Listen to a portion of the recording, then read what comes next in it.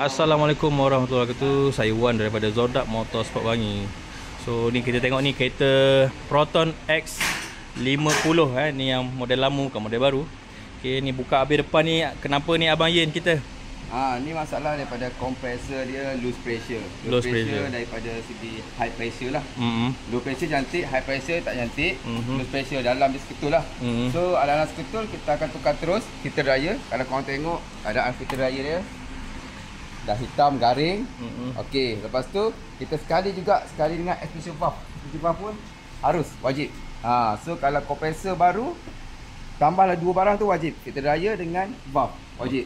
Okay. Kalau biasa penyakit ni, kalau korang idle duduk relax, semua tadi aircon kurang sejuk, jalan aircon sejuk.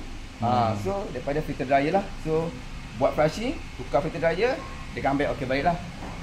So yang ni pun sama juga macam X70, setiap 30,000 kena buat flushing, tukar minyak dalam dia, jangan terlepas pandang, bahaya. Okey, ni macam ni kos lebih kurang lah berapa? Lebih kurang 1,500 ke 1,800 lah. Lebih kurang bergantung macam dengan tempat barang lah. Okey, alright.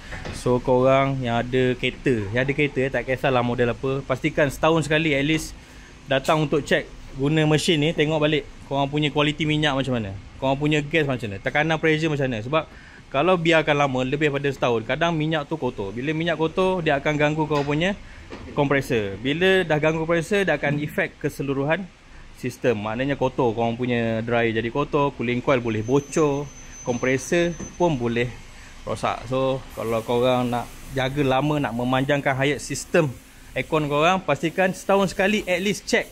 Belum ganti, belum buat tukar apa-apa, check sahaja dia punya condition. Okay, check condition setahun sekali. So nak elakkan perbelanjaan yang besar-besar macam ni lah. Okay, itu saja daripada kami Zordak Motorsport Bangi.